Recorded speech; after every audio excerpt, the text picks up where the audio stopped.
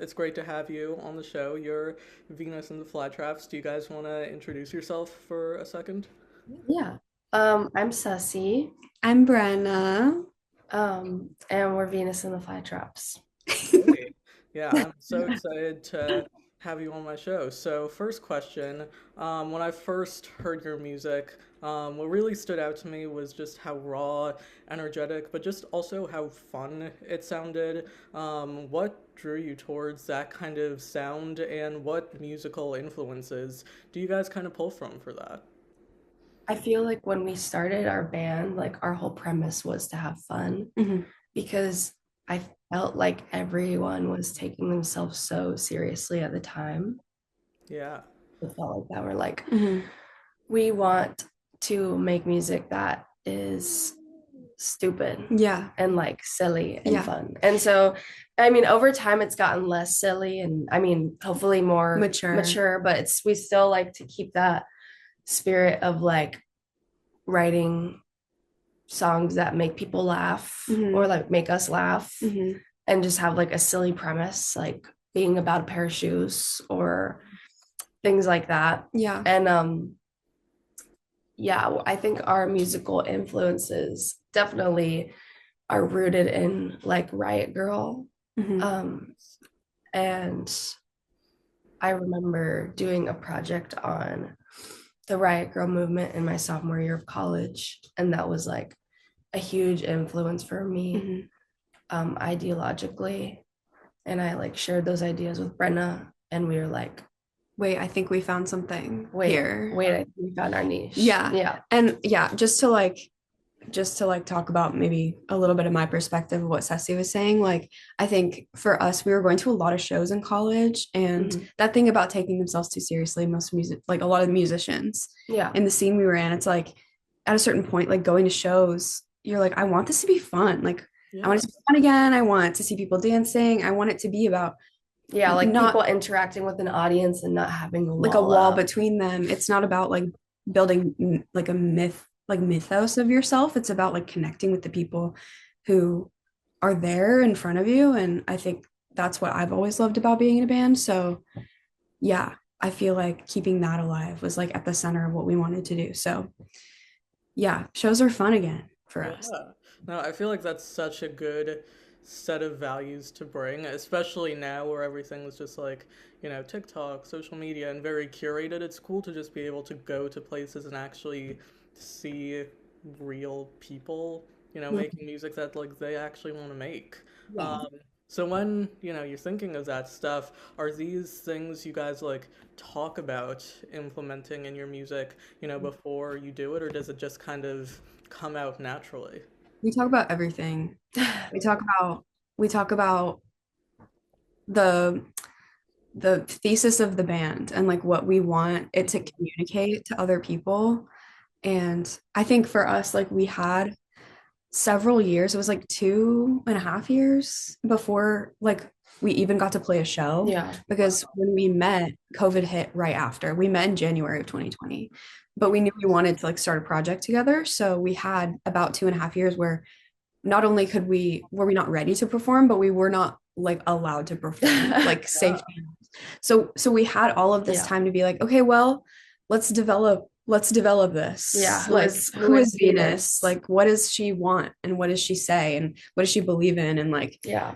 and so Like yeah, I don't there's know. just like a personal statement behind, Yeah, it came from like an amalgamation of yeah. like Pinterest boards and Hmm. like we just Diary like Yeah. entries. diary entries, like sharing, and we still do this all the time. Is Hmm. like we share what we're into at the Hmm. moment, and like we share like the music we're listening to, Hmm.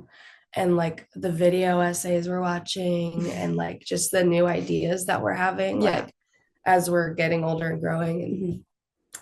and whatnot. Yeah. What our relationships are teaching us. And Yeah, we like to teach each other. yeah, for That's sure. so cool and definitely an interesting time to like form a band. How did the timing and, your location and everything kind of shape your origin story, I guess?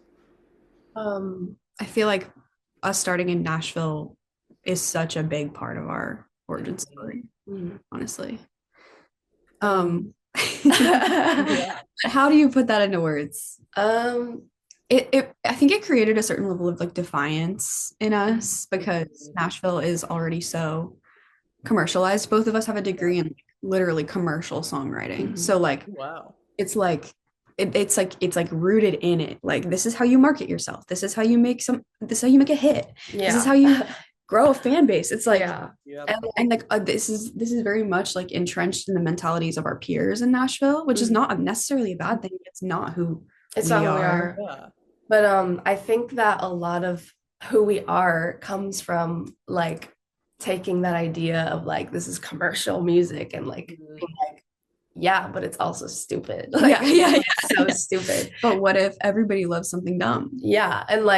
Um and not all our music obviously like No, it's not but like 100% stupid, but I would say that's like 15% stupid, yeah, like I think that what 20%. we like went to we took all of our songwriting classes together like in Yeah. college After we met, we like decided to do that. and our favorite thing to Awesome. do was like take the prompt because we would get like different songwriting projects and like the teacher would give us a prompt and we would like our favorite thing to do was like take the prompt and like make something absolutely like really fucking dumb like Yeah. or like spin it kind of on its head. Hmm. Like you thought it's supposed to be this, but instead I did this. Yeah. Um And we would write 2 songs for every assignment, Yeah. and then we would share a grade. So going back a little here, so you mentioned that, you both majored in this in college, but when did you realize that you wanted to make music in the first place? Was there a specific time or like album or song? What was kind of the moment? I think that for me it was like I don't know. I've always been a musician. I played piano, classical piano for 10 years growing up and I was always in the choir, but like the time that I realized I wanted to be a musician was when I was like in 8th grade and I was obsessed with like My Chemical Romance and Awesome. I watched the live performance at their live performance in Hoboken, New Jersey. And I was like, I want to do that. Like I want to be Gerard Way. Like this is what I want. And around that time too, I started going to concerts and with my brother would always take me to see Paramore whenever they were in town. And I was like so inspired by Haley and her blue hair and like Mhm. her energy on stage. Mhm. And I just thought that her life seemed so perfect and fun. And I was Mhm. like, obviously it's not, but I was like, at the time I was like, I want to do that. And Mhm. so that's what got me into music person or into like the idea of wanting to make music Yeah. professionally Mhm. as a teen. Um, but yeah, it was always kind of a dream. And it still is. Yeah. Yeah. Still chasing it, like Yeah. as we speak. Yeah. For me, it's so interesting because I growing up like as a child thought that everybody wanted to be in a band and like be a musician, and Mhm. that everybody who wasn't like was like suffering from like knowing that they were a failure. That's I don't know what that is. I think Like it's because you grew up in Nashville. mentality, probably. I'm from yeah. Nashville. Yeah. Mentality wise, like that's insane. And like I definitely had something going on, like wrong with me. But I like got in my first band when I was in 8th grade and I got kicked out of it for taking it too seriously. Oh. And then I got into my next band when I think, oh, what was it? I was like a freshman in high school right after. And then I got kicked out of that one for taking it too seriously. And then I got into another band after that, and I was with them for about 6 years into college. And we took it really seriously. And I don't know. I think that I just like growing up in Nashville, being like in a like in a band where I'm the only girl, and like being in a scene, the DIY scene I was in high school, I was like one of maybe 2 girls in the scene. Haley Wow. Williams was somebody that I looked up to a lot because she's from Franklin, which Yeah. is like close to my hometown. Yeah. So like similar origin story, we were like thinking the same things at the same Mm. time, but just like 2 different places. Yeah. I'm from Miami, by the way. Oh, I cool. was, there's no music scene there for alternative at least. Hmm. I just like never had a plan B. I didn't want to go to college. But then I found out about the songwriting program and I was like, that's, I guess, what I got to do. Yeah, And then we met. Yeah. And yeah. you know, it was That's just kind of like something I was planted in my head when I was an infant, maybe. I don't know. Mhm. yeah, that's so cool. And it's insane that like, bands would kick you out for taking it too seriously. Like, Yeah, they're oh like, no, I care too much, gotta go. Like Yeah. that's They're like, I have to go to soccer practice. I'm like, we have to practice right now. yeah. You're currently on the Pretty Girl tour. What excited you most about getting on the road and experiencing, the different local scenes around? okay. Well, this is only our second show. Well, we only played one show so far, but we're in New York right now. I lived here for a year last year. Um, so I'm personally really excited to like see all my friends again Yeah. and like go back to all the places that I used to hang out Mm. and just like see everything. Mhm. But I think the most exciting thing about this tour in general is that we have a TM now. Yeah. An incredible TM who has allowed us to like really enjoy being on tour, Mm-hmm. like take some of the being bossy Yeah. out of it. Mm-hmm. Um, sorry, what were you saying? No, you keep going. Okay, well, I'm gonna keep going and Awesome. You riff on I'm that. gonna riff on that. Perfect. So yeah, okay, so the Pretty Girls tour or Pretty Girl tour, sorry. They let you name, first of all, they'll let you name your tour whatever you want. It's crazy. They're like, what do you want to call it? We're like, I didn't know we get to do that. So anyway, that's hilarious. We're on the Pretty Girl tour. This is our very first headline tour ever. Oh, congrats. Thank you. We have been, I guess, performing for 4 years now. Mhm. And we're like chronic openers, like we have only ever headlined like 3 shows ever in Wow. 6 years that we've been together. So I think what's most exciting for me to experience these local scenes is like these are whoever is in these local scenes, like they've heard at least a little bit of Venus, and it was enough that they would like want to experience it in person. And like that's not something we've ever gotten to say before on tour because we're, doing like a 30-minute opening set, and a lot of the time nobody in the room knows who we are, which is a lot of fun in and of itself. And I really love being an opener. Yeah. But I think It's a different energy. yeah, it's a totally different energy. People want to like connect with you and talk with you. Like when we played Chicago, like the conversations we had after the show was like the most fun part. Yeah. And connecting with these Also, people. like Yeah. we got to handpick all of our openers this time, Mhm. and like all of them are like our friends or bands that we really love. And like I'm Mhm. so like we on the in the Chicago for the Chicago show, our friend Book, her artist name is Book, not Brooke. She opened for us, and it was the first time I ever saw her play, and it was Wow. so amazing. Like she lit up the room, and Yeah. she really like I love when the opener like just like sets the stage and the energy for Yeah. you to come on like that. Yeah. And I'm just excited to like see all the openers we're gonna have because Yeah. we have different ones for every single city. Mhm. Yeah. Yay. That's really cool. Just like, how you went from, being the opener to now you get to like choose them. That's just Yeah. such a cool transition to like get to see in real time.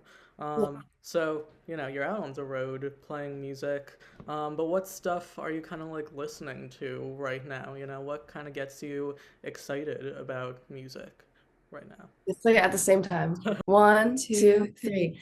Alex G. No, she's been listening to this album called the new dry cleaning album. Oh, We've been going through an Alex G phase, forever. but So Yeah. right now she's listening to the new dry cleaning album.